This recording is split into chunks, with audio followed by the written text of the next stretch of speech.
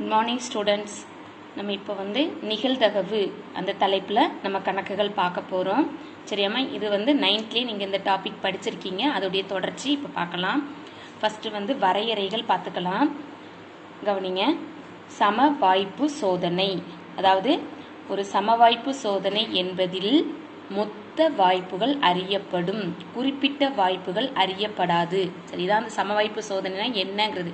அப்போ ஒரு நிகழ்ச்சி ஒரு சோதனை நம்ம நடத்துகிறோம்னா மொத்த வாய்ப்புகளுமே நம்மளுக்கு என்ன செய்யும் தெரியும். இப்போ எக்ஸாம்பிளுக்கு ஒரு நாணயத்தை சுண்டுறோம். ஒரு நாணயத்தை சுண்டும் போது நம்மளுக்கு என்ன கிடைக்கும்? ஒன்று தலை கிடைக்கும், அல்லது நம்மளுக்கு என்ன கிடைக்கும்? பூ கிடைக்கும். சரியாம்மா? ஹெட்டு டெய்ல் அப்படி சொல்லணும்ல. அப்போது ஒரு நாணயத்தை சுண்டும் போது ஒன்று தலை அல்லது பூ. அப்போ இந்த ரெண்டு நிகழ்ச்சியுமே நம்மளுக்கு தெரிஞ்ச நிகழ்ச்சி தான்.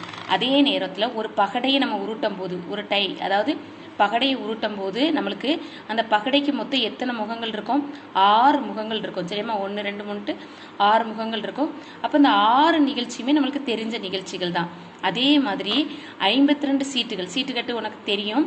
அதில் அந்த சீட்டுக்கட்டிலேருந்து நம்ம ஒரு சீட்டை எடுக்கிறோம்னா அந்த 52 சீட்லேருந்து நம்ம ஒரு சீட்டை எடுக்க போகிறோம். அப்போ இதெல்லாம் அந்த மொத்த வாய்ப்புமே நம்மளுக்கு தெரியும். சரியா? அதான் நம்ம சம வாய்ப்பு சோதனை அப்படிங்கிறோம். சரி, இப்போ பாருங்கள். கூறுவெளினா என்னன்னா, ஒரு சம வாய்ப்பு சோதனையில் கிடைக்கப்பெறும் அனைத்து சாத்தியமான விளைவுகளின் தொகுப்பு கூறுவெளி எனப்படுகிறது. இதை பொதுவாக எஸ் என குறிப்பிடலாம்.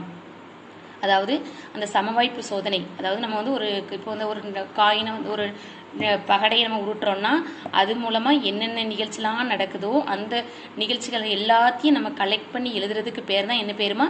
கூறுவெளி. சரியா? இதை எஸ்ன்னு குறிப்பிடுறோம். எதனாலனா இங்கிலீஷில் கூறுவெளியே சாம்பிள் ஸ்பேஸ் அப்படின்னு சொல்லுவோம். அதனால் எஸ்ன்னுட்டு நம்ம குறிப்பிடுறோம்.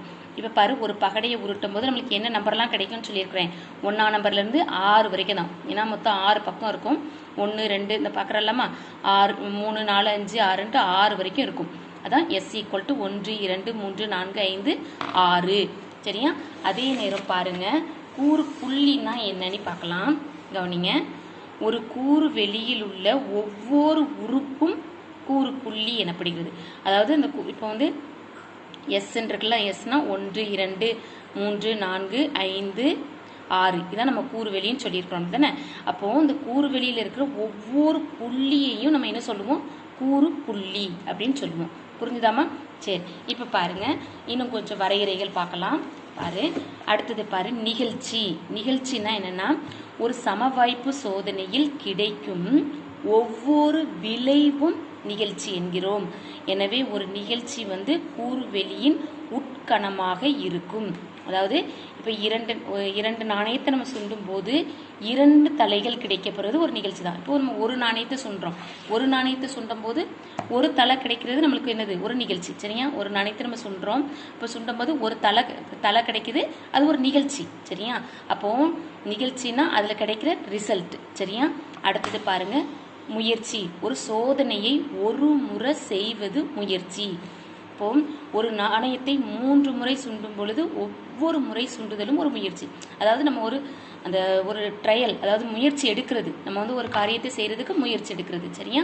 ஒரு சோதனை ஒரு முறை செய்வது முயற்சியாகும். எல்லாமே கொஞ்சம் எடுத்துக்காட்டோட நீங்கள் என்ன செஞ்சுக்கணும்? புரிஞ்சு படிச்சுக்கிடணும். சரியாம்மா? இப்போ பாருங்க, அடுத்தது நிகழ்ச்சி விளக்கம் எடுத்துக்காட்டு. புக்கில் தெளிவாக கொடுத்துருக்குறாங்க.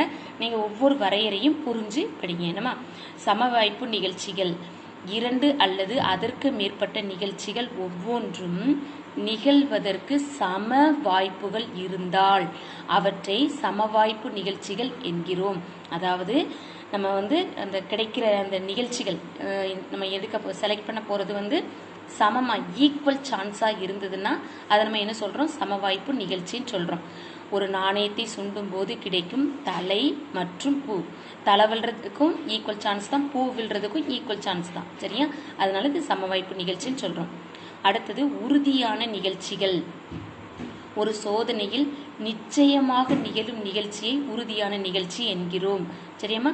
இப்போ ஒரு பகடையை உருட்டும் போது 1லிருந்து 6 வரை உள்ள இயல் எண்களில் ஏதேனும் ஒரு எண் கண்டிப்பாக அந்த பகடையை நம்ம அதாவது இந்த டையை நம்ம ரோல் பண்ணும்போது நம்ம கண்டிப்பாக என்ன செய்யும்? ஏதாவது ஒரு நம்பர் விழும். அப்போ அது வந்து உறுதியான நிகழ்ச்சி. அதே மாதிரி ஒரு நாணயத்தை சுற்றும் போது ஒன்று தலை விழும், இல்லை பூ விழும். ஏதாவது ஒன்று கண்டிப்பாக நடக்கும். சரியா? இப்போ பாருங்க, இயலா நிகழ்ச்சி. ஒரு சோதனையில் ஒருபோதும் நடைபெற முடியாத நிகழ்ச்சி இயலா நிகழ்ச்சி எனப்படும். 2 நாணயங்கள் சுண்டும் போது 3 தலைகள். அப்போ நம்ம 2 நாணயத்தை சுண்டும் போது 3 தலை கிடைக்குமா? கிடைக்க சான்ஸ் இல்லை. அப்போ இது வந்து இயலாத நிகழ்ச்சி. அதே நேரம் ஒரு பகடையை நம்ம வந்து உருட்டும் போது 7ஆம் நம்பர் கிடைக்கிறதுக்கு சான்ஸ் இருக்கா? கிடையாது. புரியுதமா? அது வந்து நடக்க இயலாத நிகழ்ச்சி. சரியா? அடுத்தது பாருங்க, ஒன்றை ஒன்று விளக்கும் நிகழ்ச்சிகள். 2 அல்லது அதற்கு மேற்பட்ட நிகழ்ச்சிகளுக்கு பொதுவான கூறு புள்ளிகள் இருக்காது. அந்த நிகழ்ச்சிகளை ஒன்றை ஒன்று விளக்கும் நிகழ்ச்சிகள் என்கிறோம். அதாவது ஏனிட்டு ஒரு நிகழ்ச்சி வச்சுக்கிறோம். அதாவது ஏன்னா ஃபர்ஸ்ட் டைம் நம்ம செய்கிறது, பின்னா செகண்ட் டைம் செய்கிறோம். அந்த நிகழ்ச்சிக்கு ஏதாவது காமன் எலமெண்ட்ஸ், காமன் உறுப்புகள் இருக்கான்னு நம்ம பார்க்குறோம். ஒன்றை ஒன்று விளக்கும் நிகழ்ச்சியாக இருக்கும்போது ஏ வெட்டு பி வந்து என்ன கணமாக தான் இருக்கும்? வெற்று கணமாக தான் இருக்கும். புரியுதாமா? இப்போ எக்ஸாம்பிள் பாருங்கள். ஒரு பகடையை உருட்டும் போது ஒற்றைப்படை எண்கள், அது ஏன்னா ஒற்றைப்படை எண்கள். ஒற்றைப்படை எண்கள் எதெல்லாம் வரும்? அப்போது 1, 3, 5. அதே இது இரட்டைப்படை எண்களை பிங்கிற நிகழ்ச்சியாக வச்சுக்கோ. அப்போ என்னெல்லாம் வரும்? 2, 4, 6. இந்த ரெண்டுக்கு ஏதாவது காமன் எலமெண்ட்ஸ் இருக்காமா? ஏதாவது இருக்கா? இல்லை. அப்போ இது வந்து ஒன்றை ஒன்று விளக்கும் நிகழ்ச்சிகள். அதாவது ஒரு எலமெண்ட்டுக்கும் ஒரு கணத்துக்கும் ஒரு செட்டுக்கும் இன்னொரு இதுக்கும் காமன் உறுப்புகள் இருக்காது. சரியா? அடுத்தது பாருங்க, நிறைவு செய் நிகழ்ச்சிகள். நிகழ்ச்சிகளின் சேர்ப்பு கணம் கூறு வெளியாக இருப்பின் அவற்றை நிறைவு செய் நிகழ்ச்சிகள் என்கிறோம்.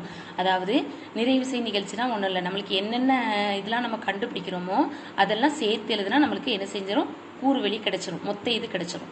ஒரு நாணயத்தை இருமுறை சுண்டும் போது 2 தலை, ஒரே ஒரு தலை இல்லாமல் கிடைக்கும் நிகழ்ச்சி. இது எல்லாமே நம்மளுக்கு அதில் கிடைக்கிற நிகழ்ச்சி தான். இது எல்லாத்தையும் நம்ம சேர்த்து எழுதுனோம்னா நம்மளுக்கு மொத்த கூறுவெளி என்னமோ அது நம்மளுக்கு கிடைச்சிரும். புரிஞ்சுதாம்மா? அடுத்தது பாருங்க, நிரப்பு நிகழ்ச்சிகள். நிரப்பு நிகழ்ச்சினா என்னன்னா, ஏயின் நிரப்பு நிகழ்ச்சியானது ஏயில் இல்லாத மற்ற விளைவுகளை கொண்ட கூறு புள்ளிகள் ஆகும். இதை ஏ டேஸ் அல்லது ஏ காம்ப்ளிமெண்ட் அல்லது ஏ பார் என குறிக்கலாம். அதாவது ஏ மற்றும் ஏ டேஸ் ஆகியவை ஒன்றை ஒன்று விளக்கும் மற்றும் நிறைவு செய்யும் நிகழ்ச்சிகளாக இருக்கும். அதாவது இதுக்கும் காமன் எலமெண்ட்ஸ் இருக்காது. இன்னொன்று இது ரெண்டையும் சேர்த்து எழுதுனா மொத்த நம்ம கூறுவெளி கிடைச்சிரும் நம்மளுக்கு. புரியுதாமா? இப்போ பாருங்க, அடுத்தது ஒரே ஒரு விளைவு நிகழ்ச்சி. ஒரே ஒரு விளைவு நிகழ்ச்சின்னு வரையறை பாருங்க. ஈனிட்டு ஒரு நிகழ்ச்சி எடுத்துக்கிறோம். அதாவது ஈவெண்ட்டுங்கிறதுனால ஈன்னு எடுத்துக்கிறாங்க.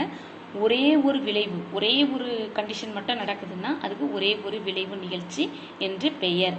சரியாம்மா? அப்போ இந்த வரையறைகள்லாம் நீங்கள் கொஞ்சம் தெளிவாக புரிஞ்சு எடுத்துக்காட்டோட படிச்சுக்கிட்டிங்கன்னா கண்டிப்பாக பரீட்சையில் 2 மார்க் கொஸ்டினில் கேட்பாங்க. அதனால் கொஞ்சம் வரையறைகளை படித்தாதான் நம்ம கணக்குகள் கொஞ்சம் செய்கிறதுக்கு கொஞ்சம் ஈஸியாக இருக்கும். புரிஞ்சுதாம்மா? தேங்க்யூ.